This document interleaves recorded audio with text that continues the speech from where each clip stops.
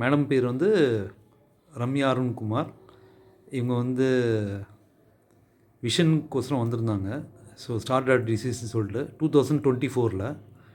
So இப்போ என்ன ஸ்டேஜில் இருக்காங்கன்னு பார்க்கலாமா, செக் பண்ணி பார்க்கலாமா? ஸோ அவங்க வந்து எனக்கு நீடில் போட போகிறாங்க, அக்குபஞ்சர் நீடில். ஸோ எப்படி போட போகிறாங்கன்னு பார்ப்போம்.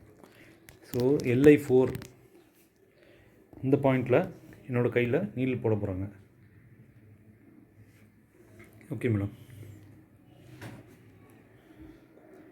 இந்த பாயிண்ட் தானே சார்?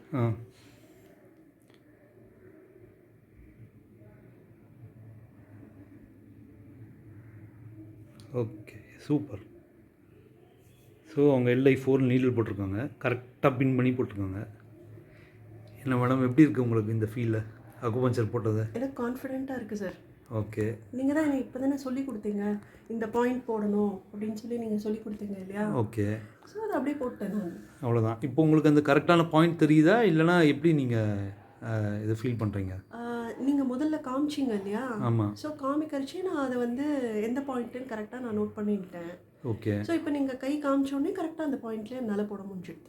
ஓகே. ஸோ இப்போ கண்ணு நல்லா தெரியுதா உங்களுக்கு? எப்படி நல்லா தெரியுதா? எவ்வளோ % இம்ப்ரூவ் ஆகிருக்கு 2024லேருந்து இப்போ வரைக்கும்? உங்களுக்கு என்னென்ன சேஞ்சஸ் ஆகிருக்கு? எனக்கு பேசிக்கலி வந்து எமோஷனல் லெவலில் நல்ல இம்ப்ரூவ்மெண்ட் ஃபஸ்ட்டு எனக்கு தெரியுது. ஸோ எமோஷன்ஸ் எல்லாம் நிறைய மாறி இருக்கு. ஸோ எமோஷன்ஸ் எல்லாம் மாறினதுனால எனக்கு வந்து ஃபிசிக்கலி என்னோடய பாடியில் நிறைய சேஞ்சஸ். எமோஷன்ஸ் மாறிடுச்சுன்னா ரொம்ப கஷ்டமாச்சே மேடம். எப்படி இந்த ஹாப்பி எமோஷனில் சேட் எமோஷன்லாம் மாறிடுச்சுன்னா நல்லா இருக்காது, எப்படி மாறி இருக்கு? ஸோ எமோஷன் மாறிது அப்படின்னா பேசிக்கலி எனக்குன்னு சில பிடிவாதம் இருக்கும், சில இதெல்லாம் நிறைய அந்த மாதிரி இருக்கும், ஒரு விஷயத்தில் இருக்கும். ஸோ அதெல்லாம் வந்து தொடர்ச்சியாக 2024லேருந்து நான் இப்போ வரைக்கும் வந்துன்னு இருக்கிறதுனால அந்த எமோஷன் வந்து அலாங் வித் வாட்டர் தெரப்பி, உங்களோட treatment along with water therapy எனக்கு நிறைய அந்த எமோஷன்ஸ் எல்லாம் வந்து கிளியர் பண்ணிட்டு அதுவாக நடந்தது, நான் எதுவும் பண்ணலை. ஸோ நீங்கள் வாட்டர் தெரப்பி கொடுத்ததை நான் ஃபாலோ பண்ணேன். ட்ரீட்மெண்ட்டுக்கு இங்கே நான் ரெகுலராக வந்தேன். அதாவது ரெகுலர்னால் 2024லேருந்து இப்போ வரைக்கும் நடுவில் கொஞ்சம் கேப் இருந்திருக்கும், ஒழிஞ்சு நிறைய கேப் இருந்திருக்காது, பட் ஆல்மோஸ்ட் ரெகுலராக இருந்திருக்கும். So along with water therapy எனக்கு வந்து அந்த எமோஷன்ஸ் எல்லாமே ஃபஸ்ட்டு மாற ஆரம்பிச்சுது. எமோஷன்ஸ் எப்போ மாற ஆரம்பிச்சதோ எனக்கு அந்த சேஞ்சஸ் எல்லாம் வந்து எனக்குள்ள உடம்புல வந்து எனக்கு ஃபஸ்ட்டு என்ன தோண ஆரம்பிச்சுதுன்னா, எனக்கு உடம்புல எதுவுமே இல்லை, ஸோ எனக்கு கண்ணுலெல்லாம் பிரச்சனை கிடையாது. ஸோ பேசிக்கலி எனக்கு மனசில் தான் வந்து நான் நினச்சிட்டு இருக்கேன் தட் எனக்கு கண்ணில் பிரச்சனை இருக்குது, ஸோ எனக்கு கண் ப்ராப்ளமாக இருக்குது அப்படிங்கிறது மைண்டில் தான் அது வந்து ரொம்ப ப்ளே பண்ணுறதுங்கிறது எனக்கு புரிய ஆரம்பிச்சுது. எப்போ அது வந்து அந்த தாட்டை நான் அதுவாக போக ஆரம்பிச்சுது, நான் எதுவும் பண்ணவே இல்லை. Water therapy with your treatment எனக்கு வந்து அது மைண்டில் எப்போ அதுவாக போக ஆரம்பிச்சுதோ எனக்கு இப்போ அந்த தாட்டே எனக்கு ஆக்சுவலி இல்லை. இன்ஃபேக்ட் இப்போ நான் வந்து வீட்டிலேருந்து இங்கே நான் தனியாக தான் நான் வரேன், நடந்து கூட நான் வரேன். ஸோ கான்ஃபிடெண்ட்டாக நான் வரேன். எனக்கு வந்து ரோட்டில் வந்தாக்கா ஆட்டோ வருது, சைக்கிள் வருது, வண்டி வருது, எல்லாமே பார்த்து நான் க்ராஸ் பண்ணி தான் நான் வரேன். ஸோ எனக்கு எனக்கு ப்ராப்ளம் முன்னாடி இருந்த ப்ராப்ளம்லாம் இப்போ இருக்கா அப்படின்னு என்ன கேட்டால் இல்லைன்னு தான் நான் சொல்லுவேன். பிகாஸ் எனக்கு எல்லாத்துக்கும் மேலே என்னென்னா கான்ஃபிடெண்ட்டாக இருக்குது இப்போது எனக்கு.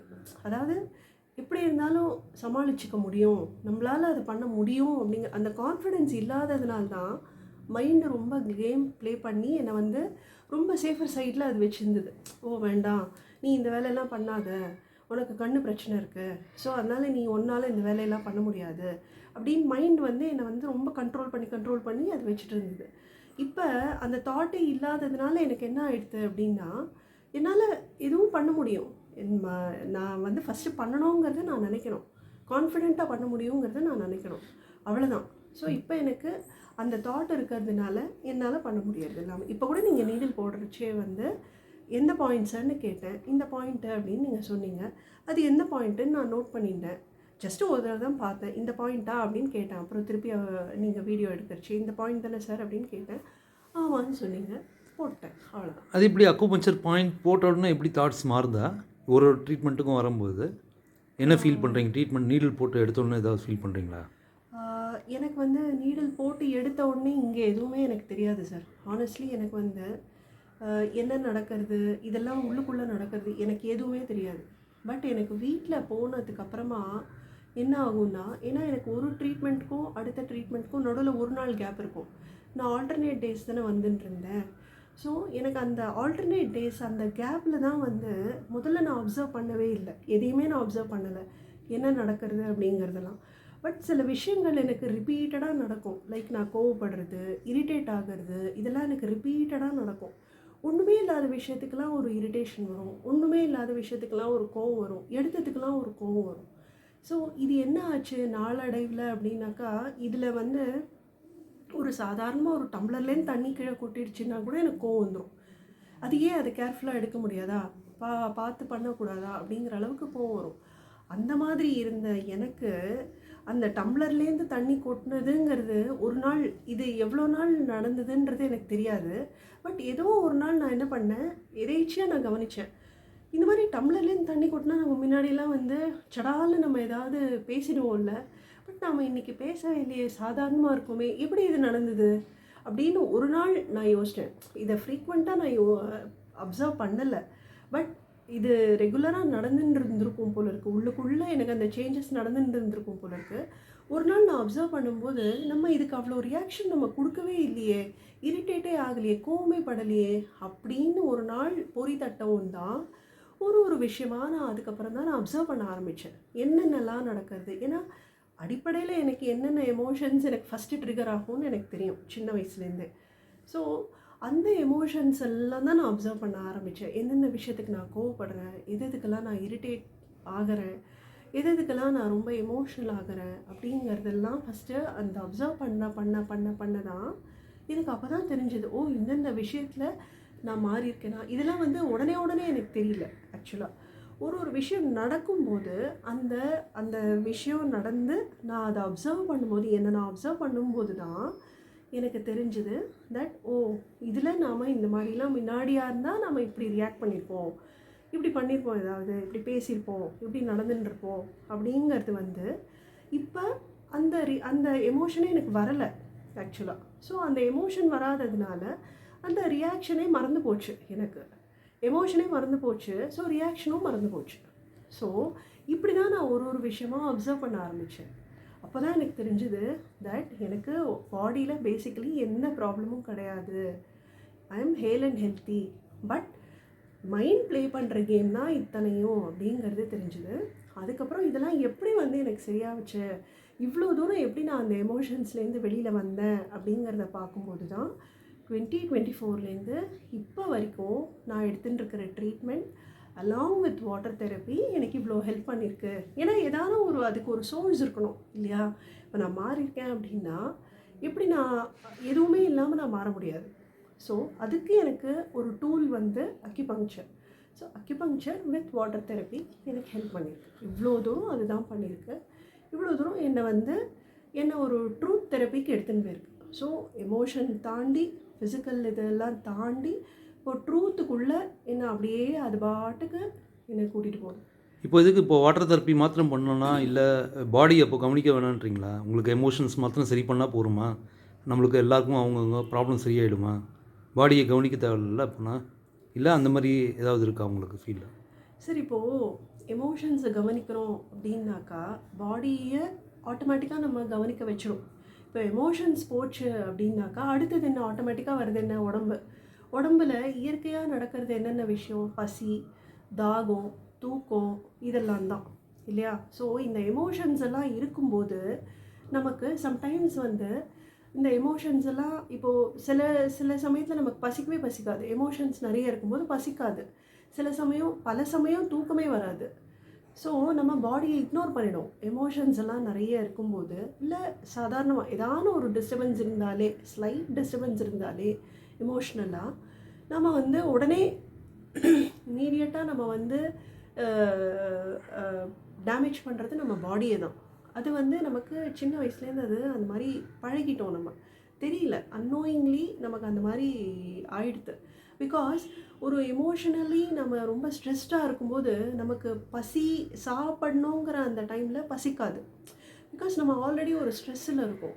இல்லைன்னா என்ன பண்ணுவோம் அப்படின்னாக்கா தேவையில்லாததெல்லாம் அப்போ நிறைய சாப்பிட்றதுக்கு தோணும். ஐதர் ஓவராக சாப்பிட்ருவோம். எதெல்லாம் வந்து அந்த டைமுக்கு சாப்பிடக்கூடாதோ அதெல்லாம் நிறைய சாப்பிட்ருவோம். இல்லைன்னா சாப்பிடவே மாட்டோம். இது 2ல் ஏதாவது ஒன்று தான் நடக்கும். ஸோ இந்த எமோஷன்ஸ் வந்து பேசிக்கலி கிளியர் ஆச்சு அப்படின்னாக்கா நம்ம அட்டென்ஷன் ஆட்டோமேட்டிக்காக பாடிக்கு ஃபோக்கஸ் ஆகிடும்.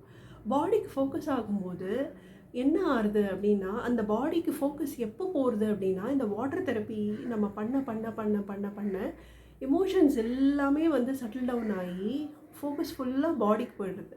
பாடிக்கு போய் பாடி என்ன பண்ணுறது அப்படின்னா, அதுக்கு என்ன வேணுமோ அதை கரெக்டாக அந்தந்த டைமுக்கு என்னென்ன ஆர்கன் ஃபங்க்ஷன் பண்ணுறதோ அந்தந்த ஆர்கனுக்குரியதை அது கேட்டு வாங்கின்றது.